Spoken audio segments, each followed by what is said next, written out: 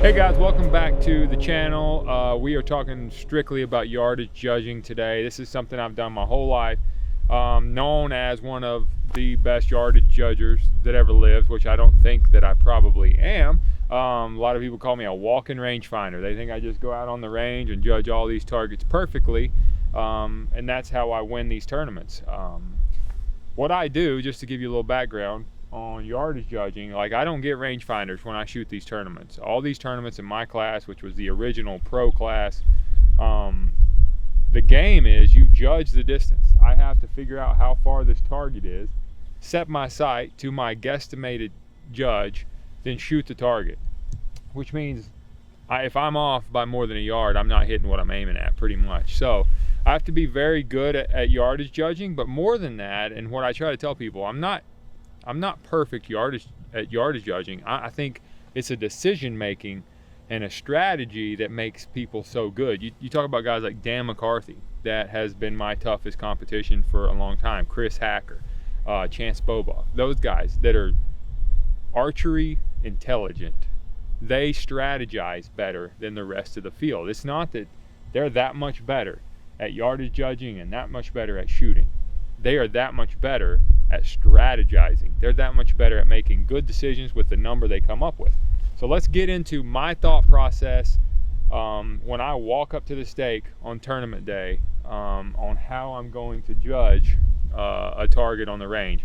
And a lot of times that strategy changes depending on the situations. If I have to have a 12, that strategy changes. If I have to have a 14, that strategy changes. If I only need an 8 to win, that strategy obviously changes. So let's get into that a little bit. Let's just go up. This is a normal target on a qualifying day, but it's not a crucial thing that I have to 12 it. Every target I'm trying to 12, but most of the time during the qualifying round, I'm just trying to protect that 10 ring and give myself a great chance at 12ing the target. So this is a coyote target. I have a ton of history with this target. Not good history. This target's cost me a ton. Never because I shot it high. If anything, I always underjudge this target. So what I would recommend to you in practice at home, you're taking notes constantly when you're practicing. If I'm coming to my range to practice, I'm going to have a notebook and I'm going to take notes of everything. Is it sunny? Is it cloudy? What is the target? Which way is it facing? Is it an open lane? Is it a tight lane? Are there big trees, little trees? Literally anything I can think of to note on this particular target. Then I'll write down my judge, my guess, then I'll write down what the actual yardage was. This helped me more than anything my rookie year. My rookie year, I would have 2 or 3 bad targets a tournament that would keep me from winning. Never won. That off season, I started taking notes on everything because I'm like, I don't know where I'm messing up. After I did that for about 2 months, I went back and started looking at my logs, and I was messing up on specific targets consistently. Like the hyena, I underjudged by 2 yards every time I judged it for like 3 months in a row. Without taking notes down, I would have never realized I was doing that because there's so many targets blended into a range. You just don't realize stuff like that. Then I realized when it's dark outside, it makes the target look further.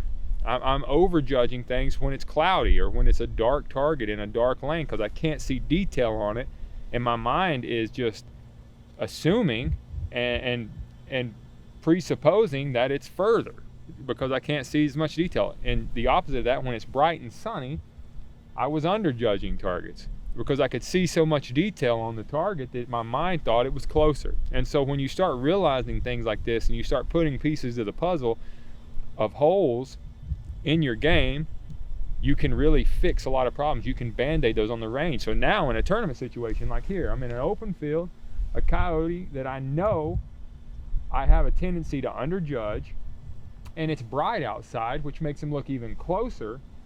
I know I need to add a little bit to whatever this target looks like in my mind. All right, so I know that's a lot of information right out of the gate, but yardage judging is a lot of information. It's not as simple as walking up and going, that's 34 yards.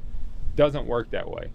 And I think that's the way most people think this works, and that's why nobody wants to try to do it anymore, and they want to go to the known class because all they got to do is click it with a rangefinder. But this game is a lot, and people have dedicated their whole lives to it. Like I have. And it's not about just walking up and seeing this target and going, oh, that's 42 yards. I don't know if that's how far the target is, but all that information I told you that I learned and I keep learning about myself helps me to make a good decision on this target. So what we already know, it's bright outside. I have history of shooting low on this target, so I already have that in my mind. And now I'm going to go through my process on how I would judge this. There's nothing in the way of me in this target, but I'm not necessarily a ground judger. I do utilize that in my arsenal. You can't just be a ground judger. You can't just be look at the target and get a feel. You need everything. You need to be able to use everything to your advantage. So let's look at this target. What I start with is a window. What is the furthest I think this target could be, and what is the closest I think it could be? So let's look at this target. I think the furthest it could be 42 yards. I think the closest it could be 38 yards. So I have a 4-yard window. I need to spend the next minute shrinking that window before I have to shoot. So while hopefully in this situation I'm not up first, because the big thing that we all use is the sound of each other's arrows. We have a speed limit that is 290. So we're all shooting within 3 or 4 foot a second of each other. We all know what these bows sound like at 40 yards, 42 yards, 43 yards, 30 yards, 50 yards.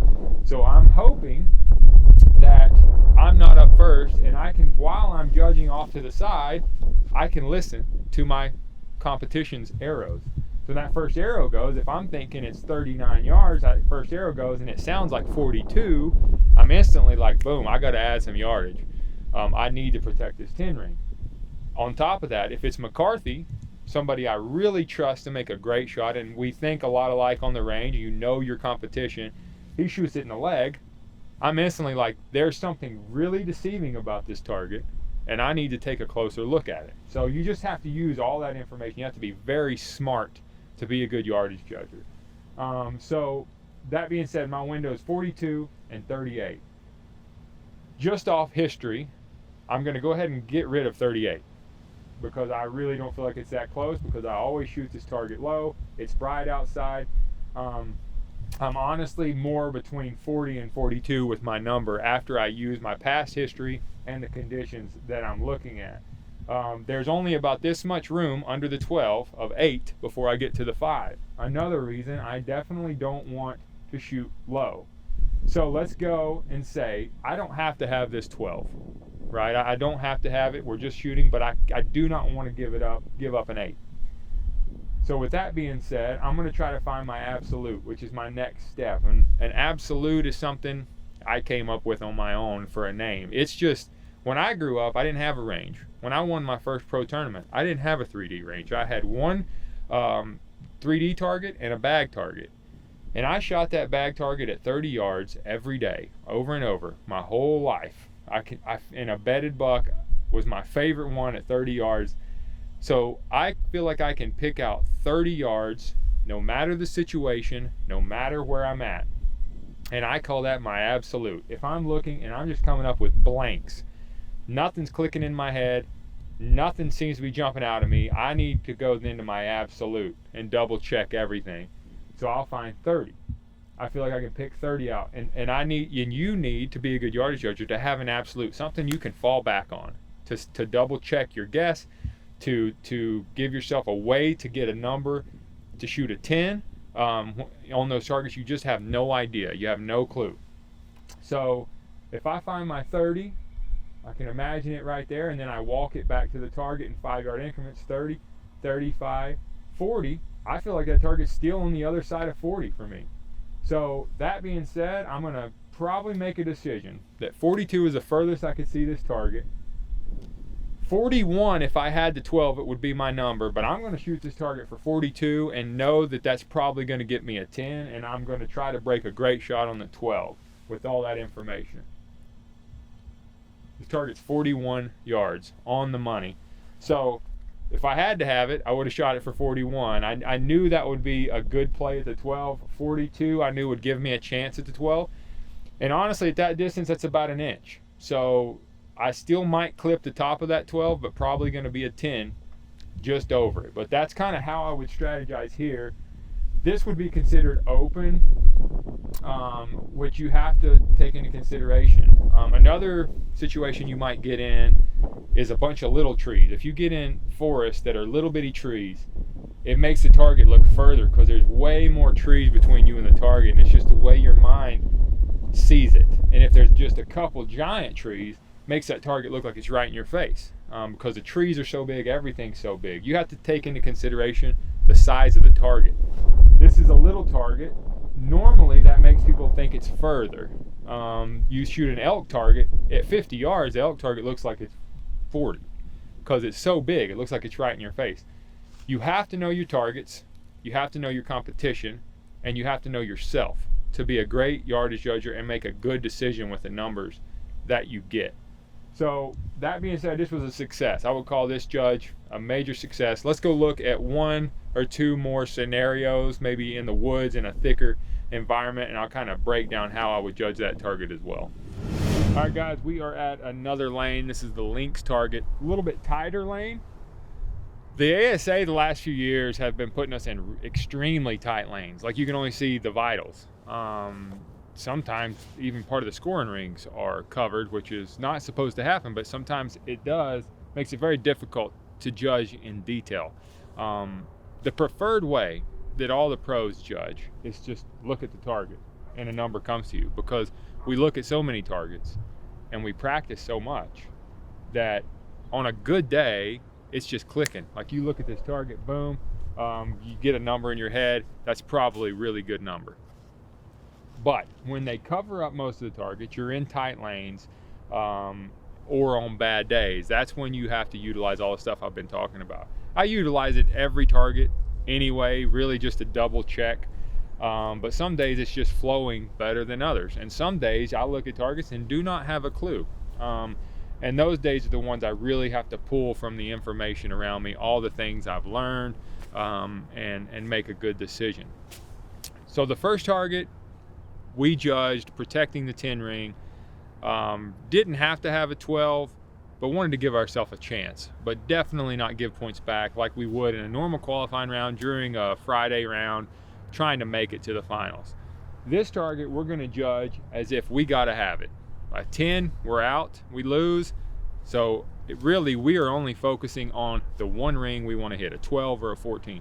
McCarthy said something to me last year, honestly, that clicked with me, made a lot of sense. And Dan McCarthy I talk about a ton because I consider him a fierce competitor, very smart guy, and I try to learn from everybody, even my toughest competition. So McCarthy said, we were talking about shooting to win, having to hit a ring to win. And he said some days, or when we're even on the qualifying range, we're not allowed to shoot 14s. He said, I judge it like I'm shooting at the 14, because the 14 is up in the 8 ring. And if you miss it, it's pretty much over. I mean, and there's no safe spot around it. You have to judge it exactly the way you think it needs to be judged to hit the ring. A lot of times when we're shooting at a 12, we're subconsciously, whether we mean to or not, judging it, protecting the 10, because we don't want to shoot an 8. So he's like, if I really have to 12 something, I just imagine that I'm shooting at the 14 and I judge it that way, because your mind interprets things differently. And so that really clicked with me, and I did that some last year, and it really truly worked. So I'm judging this with no safety net. I'm going to judge this and really be aggressive with my judge. With that being said, I judge it the same way. Hopefully I'm not up first. Hopefully I get to hear some arrows.